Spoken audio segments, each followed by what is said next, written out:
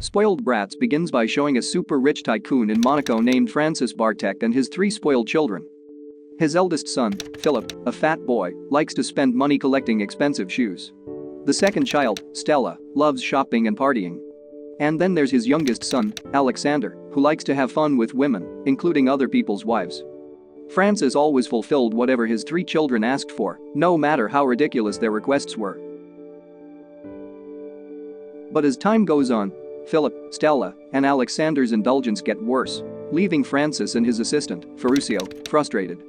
Regardless, Francis loves them very much, especially after they lost their mother 15 years ago. He even plans to throw a party to celebrate Stella's 24th birthday. And Stella was serious about celebrating her birthday. While the maids were busy preparing for the party for tonight, she was busy putting on makeup. The only problem was that she still felt she wasn't beautiful enough for the party, which made her sad and disappointed. As a result, she was constantly nagging the makeup artist and hairdresser. While Stella was having a very big problem, Philip came to Francis in his office to ask him to fund a shoe product he was making. Although the idea sounded ridiculous, Francis still appreciated Philip's efforts and asked him to send a proposal letter to one of his business partners. Although, he then reminded Philip to learn how to work because he would inherit his company one day. Night fell, and in his study, Francis talked to himself as he stared at the photo of his late wife. He always remembers his wife saying that raising 3 children alone is very hard for him. His maid, Marguerite, also knew about Francis's habit of talking to himself in front of his wife's photo. But at this moment, when she walked into the room and heard Francis, she felt sorry for him. She even offered to be his wife and mother to his 3 children. Francis wasn't really her type, but she thought it was better for her to marry a rich man than to serve a depressed person. The scene then switches to the courtyard, where Stella's birthday party is. Francis certainly didn't want to miss his daughter's birthday, and so he came out just as Stella's boyfriend, Juan Carlos, was about to open a vintage champagne bottle in an unusual way. But instead of impressing the audience, Juan humiliates himself in front of the crowd. The action ended in complete failure after the bottle broke. Francis knew that Juan Carlos was not the right man for Stella. In his eyes, Juan is just an arrogant man who pretends to be rich when in fact, he is just poor and unemployed. But as many say, love is blind, and that goes for Stella who loves the unemployed Juan. Her love for him was so great that she even went to Francis to ask for his blessing because she and Juan were getting married soon. Francis's expression immediately changed after hearing this, indicating that he did not agree with their relationship. But before he conveyed his refusal, Juan confidently said he wanted to take Stella on a honeymoon on a cruise in the Indian Ocean. And with this, Francis could no longer contain his anger, saying their marriage would only cost him his money. Then he took the gun from the display case and pretended to point it at Juan while wiping it. Poor Francis, he does not realize that he is facing the power of blind love. Of course, Stella was adamant, saying that she and Juan would still be married even without his blessing and financial support. She knew that she had no money and would use her late mother's savings for her marriage to Juan. Her decision is now fixed, and nothing can stop her anymore. So, she announced her wedding plans with her beloved man to all the invited guests. Meanwhile, Francis could only sigh at his daughter's behavior. As if it couldn't get any worse. Ferruccio then called him to report that Philip had someone on his behalf deliver documents to Francis's partner, while Philip himself was having fun partying with the girls on the chartered jet. Then moments later, Alexander's lecturer, Guillaume, reported that his wife was having another affair with Alexander. In Francis's panic, Alexander suddenly came shirtless, followed by Guillaume's daughter and wife, who only wore underwear. The 3 of them immediately fled when they saw Guillaume, so Guillaume's report proved to be inaccurate. Alexander, the sex maniac, was not only having a fun time with Guillaume's wife, but also with his daughter. Poor Francis, he fainted with his children's behavior and even had to be taken to the hospital. And while lying in a hospital bed, his 3 children were arguing over unimportant matters. Fortunately, Ferruccio then told Philip, Stella, and Alexander to leave so that Francis could rest. Not only them, but Francis also asked the nurse on duty to leave.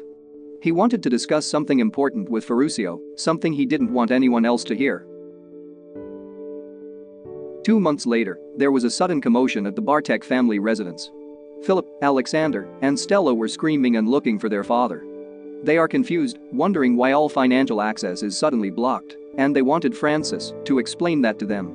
But before they could answer, they suddenly heard a convoy of police cars approaching the house. Then, the policemen got out of the car and surrounded the house, about to search their home. Philip and the others were shocked at the sight and even more surprised when Francis appeared with guns and led them out through the back door. They were about to continue their escape by car. But since the police had confiscated the car in the garage, they were forced to move onto the road. Then there, Francis pointed a gun at a passing car and took it. But strangely, after they all managed to escape, Ferruccio went to the car's owner and gave him cash. On their way to nowhere, the three siblings, still confused about what really happened, finally asked Francis. And Francis explained that the state had frozen his company's account because there were fraudsters who misappropriated the company's money. Not quite there, Ferruccio has also escaped, and this case could drag Philip, Stella, and Alexander to prison on embezzlement charges. They of course denied it. They feel they have committed no crime, and above all, they don't want to be in prison. Francis then ordered his three children to throw away their cell phones so they could not be tracked by the police. On that day, Francis intends to take his three children to their grandfather's house in a small town to start a new life. Arriving at their destination, Francis's three children were surprised to see the grandfather's house, which looked unfit for habitation. And not long after, Philip complained that he was starving, but they had nothing to eat. Therefore, Francis then taught his three children how to survive in emergencies by making bread covered in cooking oil. The next day, Francis woke his three children and told them to go find work so they could survive. Meanwhile, he will stay at home because after all he becomes the main target of the police. The situation was reversed. Now it was Philip, Stella, and Alexander who had to support and please their father. The scene then switches to Alexander, who chooses to work on a building project. But instead of working hard, he annoys the other construction workers. Elsewhere, Philip tries to call his friend to borrow money. But instead of earning money, he gets insulted for involving his friend in a failed business project. Meanwhile, Stella tries to borrow someone's cell phone to call Juan. She lied to Juan, saying she was out with Francis for a few days. At the end of the day, Alexander and Philip went home without any results. Unlike Stella, who brought several packs of branded clothes. But the funny thing is, she bought the clothes by selling Philip's expensive watches. And of course she spent all that money with nothing left, much to Philip's fury. Philip decided that Stella had to be taught a lesson. And so he doused her new clothes with oil to teach her that they should be able to use the money to buy food instead of clothes. Not long after, Marguerite and Matthias, who were the household assistants of the Bartex, came, making Francis wonder who had invited them. But then it was discovered that Stella had called and invited them there. Not wanting his plan to fail in the presence of Marguerite and Matthias, Francis immediately ordered them to leave.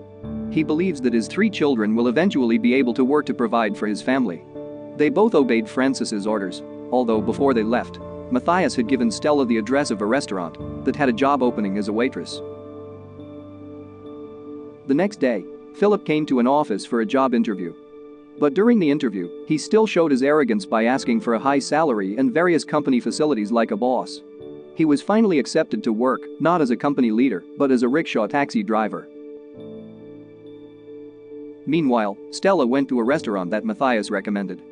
Matthias, who had previously been a waitress at the Bartex house, is now the restaurant's manager.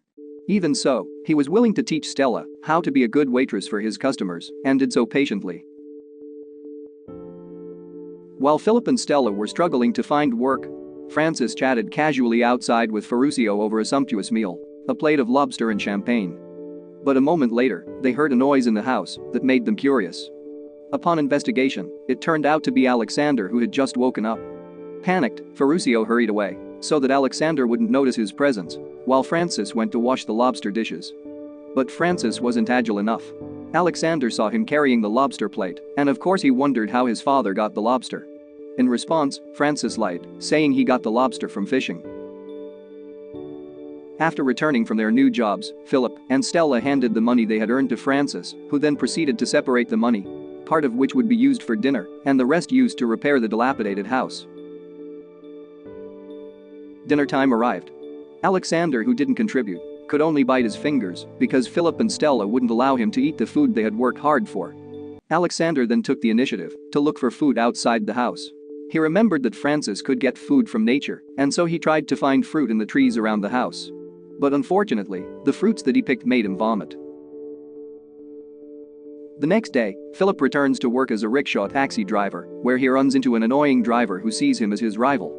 And what's worse, because he's still an amateur, he has to let his passenger be taken by another driver. Meanwhile, Stella looks annoyed at the restaurant because her customer is angry that the food is not as requested. She was so upset that she wanted to stop and go home. Luckily, Matthias made her realize that under these conditions, she had to be more humble and polite if she wanted to earn money. Even so, Matthias agreed that the customer had been insolent, and so he had the chef spit on the customer's food. At home, Alexander, who is still not working, complains to Francis about his hungry stomach. Francis then allowed him to eat on the condition that he should help him renovate the house. And to his surprise, Alexander complied with the request. But in the evening, an argument broke out between Francis and his 3 children after eating together. Philip, Stella, and Alexander complained that their father was never present when they were struck by an accident because he was too busy at work. Starting from Stella, who suffered from anorexia for 1 year, Alexander, who went to prison for smoking marijuana, to Philip, who had peritonitis. They all expected Francis to come, but he never accompanied them. That's why they always wished that they wouldn't be lonely if their mother were still alive. The scene then changes to the daily life of the 3 siblings, who are now starting to change. Philip is now getting to know his rival, who often steals passengers, and it turns out they have the same dream to become a successful shoe entrepreneur. Meanwhile, Stella is getting used to her job as a waitress, and Alexander is getting more diligent about helping Francis fix the house. Elsewhere, Juan Carlos is having an affair with Stella's friend, who later says the Barteks are in trouble. Juan was even more suspicious because he knew Ferruccio was working in Francis's office as usual. Therefore, he plans to investigate what happened to the Bartek family. Until finally, after conducting an investigation, Juan finds out what really happened to the Bartek family. And it wasn't long before he came to the family's new residence, just as Francis was repairing the house. Seeing Juan, Francis was afraid he would expose what he had done to his children. If that happened, Philip, Stella, and Alexander would absolutely hate him. Fully aware that the situation is on his side, Juan expresses his willingness to Francis to keep his mouth shut as long as he allows him to marry Stella. So, with great compulsion, Francis finally agreed to Juan's request. Not long after, Philip, Stella, and Alexander arrived at the house, and Juan immediately greeted them by giving them the good news that he would redeem all the funds the state had frozen. He claimed he even sold his property in Argentina so they could live as luxuriously as they used to. With that, the Barteks then returned to their former home. The 3 children of Francis were very happy, while Francis looked gloomy because he failed to teach his 3 children valuable lessons. All of his plans failed because of the troublesome Juan Carlos. The next day, Francis, accompanied by Ferruccio, invited his 3 children to his office to tell them the truth. But when Philip and Alexander were waiting in the lobby, Juan took Stella to the mayor's office for their wedding instead. Upon learning that, Francis immediately contacted Juan, asking him to allow him to speak to Stella. But unfortunately, Juan was not willing to hand over his cell phone to Stella, which made Francis very angry. Disapproving of his daughter marrying Juan, Francis takes Philip and Alexander to the mayor's office. Meanwhile, Stella was shocked when she discovered that Juan Carlos's real name was Kevin Laporte. Fortunately, when she was about to say the wedding vows, Francis had already arrived with his 2 sons. And at that moment, Francis revealed that the embezzlement of funds was just a lie that was deliberately made so that Philip, Stella, and Alexander learned to live a hard life and become more independent. Hearing this, Francis's 3 children decided to leave. They were really disappointed that their own father would lie to them. They were so fed up that they swore never to see their father again. And 9 months later, they never returned to Francis, though they sent checks to help him pay the rent. Seeing him living alone and gloomy, Marguerite still insisted on offering to be his wife and mother to his children, but he always responded curtly. One day, while on his way home from work, Ferruccio explained to Francis that the company's profits were now rising rapidly. But Francis didn't respond. His mind seemed to be on something else, and that's when Ferruccio realized that his boss had missed his 3 spoiled children. So, Ferruccio drove off the highway and drove to the house where Francis and his 3 children used to live. Francis's own children now live together and have built their own careers. Alexander now had a car to take him to work on a building project. Philip was able to sell his shoes in bulk with his co-workers, while Stella and Matthias opened a restaurant together. Then at the end of the film, Francis is seen arriving at the residence of his 3 children carrying a bouquet of flowers.